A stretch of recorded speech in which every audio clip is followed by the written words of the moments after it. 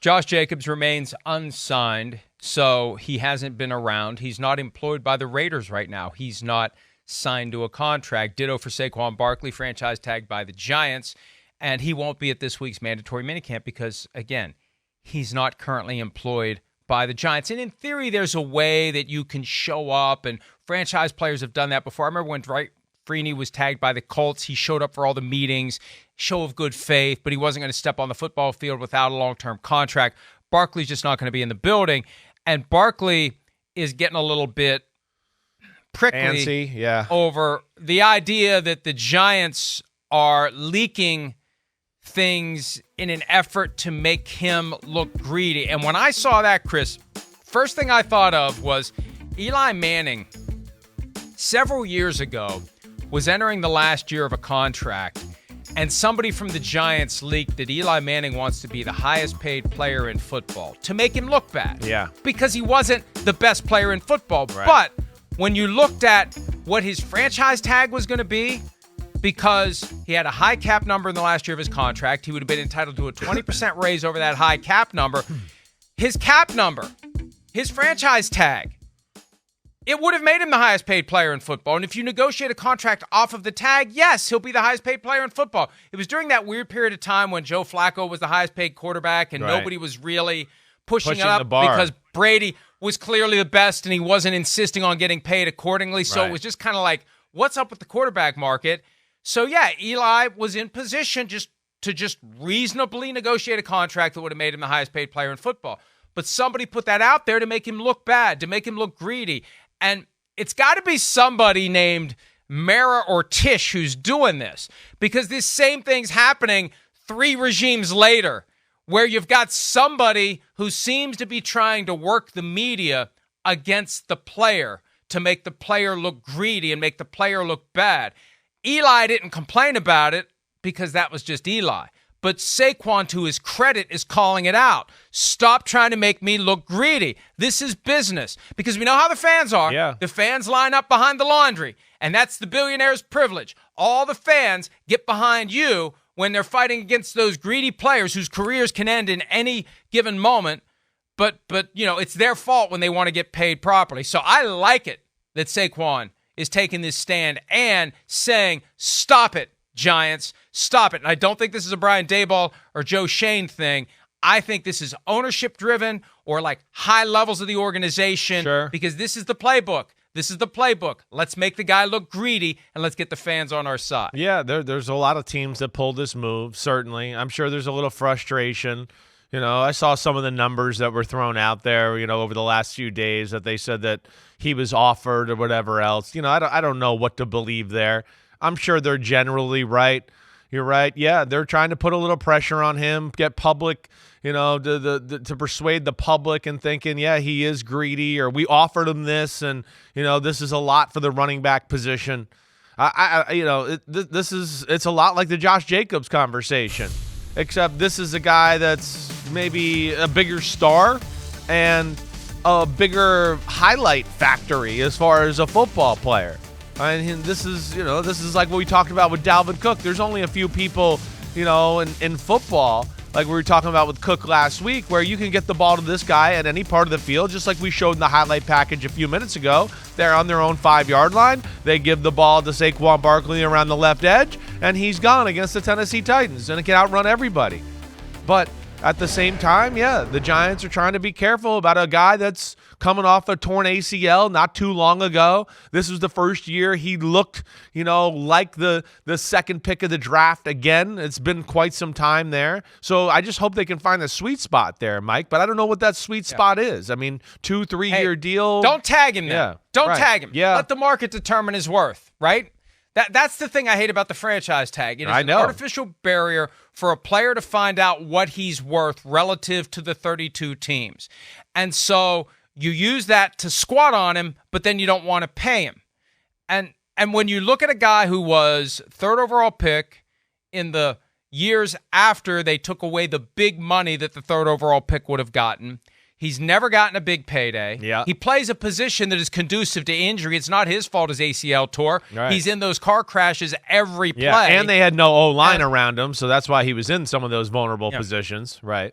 I keep going back to your thought, and I've been pushing this on the website. Yeah, the idea that they need to have a league-wide fund that pays young running backs as they go, as they earn, as they gain yards and touchdowns and become the fantasy football darlings. It's good for football. You know, they are so obsessed with how good quarterbacks are for football, and they are. A great young running back is good for football, but by the time he's in a position to get paid, he's not going to get paid for what he's already done. He may be banged up by then. And they need to have a way to reward these guys financially early in their careers when they are most deserving of it, but they have no leverage whatsoever to get a new contract. Yeah, it's messed up. It is. You know, I think about the old running backs of the past, Arian Foster, right, undrafted free agent, Alfred Morris of the Washington Redskins at the time, the Commanders now, all that, where they're late round picks, they're getting peanuts, and they're leading the NFL or top 3 in rushing. I mean, they're one of the best in the game, and they get nothing there, and that's not right. It's not. And that's where, like, the NFL, the NFLPA, they want to talk about taking care of their own. This is one where they are kind of, turning a blind eye or whatever the hell they say in that saying there. It doesn't make sense. All right, good. Works. I made it work. But either way, with either a fund, that's conducive to performance that, it has to be significant, or can they erase the rule of, like, for running backs at least, take away the first 3 years thing, right? That's, to me, the only leg these guys have, is guys like Saquon Barkley and Josh Jacobs. And a lot of the times, it's like you're talking about. After their first contract's over, everybody goes, well, you've been beat up. You've been hit a lot, so we don't want to give you more money. We don't know how healthy you're going to stay. The best avenue these star running backs have, Josh Jacobs, Saquon Barkley, is basically have like one good year. Run for 1,000 yards and go, I'm holding out. Or run for 1,000 yards 2 years in a row and go, that's it. You've seen it. I'm really good. I'm one of the best running backs. Screw off, and I'm going to sit out now until you pay me for the next few years. But, of course, that's against the NFL rules right now, and that would be another way I would think you could skirt some things or figure out a way how to pay them if they could take that rule away. And something we've said before, and this goes back to a quote from Ben Tate, who was a pretty good NFL running back for a couple of years, out of Auburn, played for the Texans, I think signed with the Browns as a free agent at some point. But right. He said during his career, if I had to do it all over again, I would have been a safety. And we've said, mamas, don't let your great young athletes grow up to be running backs. Move to a different position. If you think this guy has NFL potential, do not let him be a running back, because it's going to limit his earnings, it's going to limit his career, it's going to set him up for greater injuries, et cetera, et cetera. Right. Should the NFL want that to happen? Is that what it's going to take? And we know how reactive, not proactive, the league is. But are we thinking 10, 15, 20 years down the line, whereas all of a sudden it's like, where all the running backs go? Oh, they're playing other positions. Well, our running backs all stink. There's no great running backs anymore, because all the great athletes who would have been great running backs are doing other things now. Yeah. I don't think the NFL should want that. You should want it to be an attractive position from a business standpoint. So this is one where it would be wise to get ahead of it. It would be wise to not, cross your arms and harumph and say, we're not paying any more and we need that money for our super yachts. We're going to take care of these guys. We're going to give them incentives to continue to be running backs. We're going to tweak our model so they do get compensated early in their careers when they are the ones leading the highlight packages. They are the ones whose jerseys people are buying. They are the ones who everybody wants on their fantasy team. Jonathan Taylor, after last year, he was the guy going into last year. Right. It seems like every year the guy ends up not being the guy. Something happens because of the running back position. So let's celebrate and compensate these guys when they are burning the brightest. Because the way this works, by the time they're due for their second contract, they're not burning so brightly anymore. No, I know. But, the name you brought up is part of the reason there's a problem, too. Hey, there's Jonathan Taylor. Yeah, he was the best running back in football. Oh, he hurt his ankle, and he wasn't quite the same this year, and we paid him a ton of money. And now, it is a tough one. It is tough. But I think that the NFL and everybody could find a way here to do something about this conversation, because it's not fair. And like you're saying, these are people who drive ratings and interest. Other than a great quarterback, right? I mean, you're electric. I don't know. After a great quarterback, what's the number one thing people love to tune in and watch? Probably a great running back, a guy who's in space that can make stuff happen and go crazy. I mean, there's nothing better than that. Right. There's nothing better than that. There's still great value to that in the football game and for the viewing pleasure of the audience there. I mean, man, watching Saquon Barkley or, Nick Chubb or Josh Jacobs or one of these guys make some crazy run and then jump over some guy and run down the sidelines, that's some of the greatest physical feats we see in our country in sports. But unfortunately, yeah, it's brutal. And I don't know what the NFL or the NFLPA is going to be able to do about it.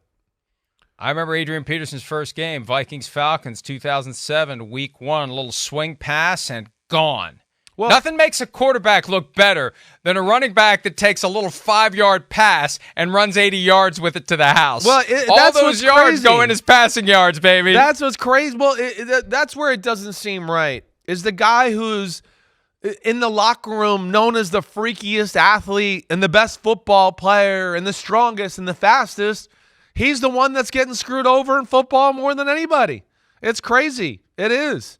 And, yeah, a guy like that, I mean, you know, some of the greatest specimens I ever saw in my life are running backs. If you took maybe the top 20 specimens I ever saw in my life, I would think maybe running back would be the one that would probably have the most there.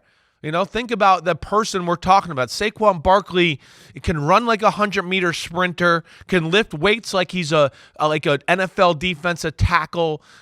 He can dunk like an NBA player. He can swing a bat and hit a baseball like a baseball player, but he's going to have a short career and not make that much money because he's too great of an athlete and he's going to get killed doing it and not be the same and not get compensated. And that's just doesn't seem right.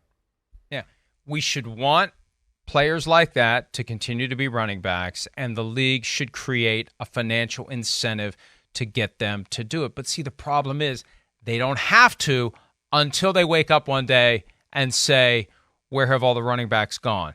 So the goal, NFL, is to be proactive for a change, not reactive. Not maybe we should do something about these gambling policies after 10 players are suspended.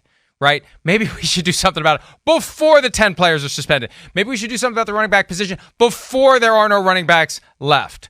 Let's anticipate problems, solve them, anticipate the unintended consequences, because sometimes it's not as hard as you make it out to be. And let's try to make the game better for everyone and more fair for the running backs who are out there taking that pounding and earning, relative to what they're giving to the game, nothing.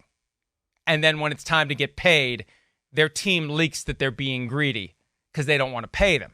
Because now when you get to this point, yeah, you got a guy that's got a lot of wear and tear. What are we going to do now? We got Saquon Barkley. Fans love him. We'd like to keep him. What are we going to do? How are we going to pay him? How's this going to work? So I get it. And for both guys, Josh Jacobs and Saquon Barkley, the deadline for a long-term deal is July 17th. It's usually the 15th. When it lands on a weekend, it kicks to Monday. This year, it's the 17th. Long-term deal. By then, if not 4 p.m. Eastern that day, anything after that is a one-year deal only. So they're both posturing for that offer that presumably will come as we get closer to July 17. Deadline-driven business. They're working their way in that direction, and we'll see what happens. We'll see what happens. And Barkley isn't ruling out holding out into the regular season. Again, I don't know that helps him. Yeah, I don't think it does. Yeah.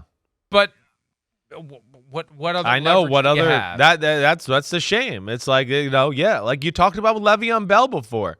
He played hardball.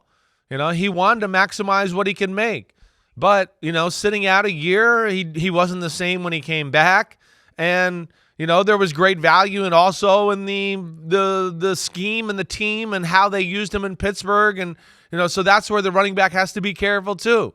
You don't want to just go sign somewhere for the quick money grab and then go, damn, I fell into oblivion because they don't know how to use me and do things the right way with me. So it is a very tough conversation. But, yeah, I'd like to think that we got enough smart people around the league that can figure out how to protect some of the greatest specimens we have in the sport at the running back position. Hi, it's Mike Florio. Thanks for watching PFT on YouTube. Hit subscribe for the latest news and analysis from Pro Football Talk.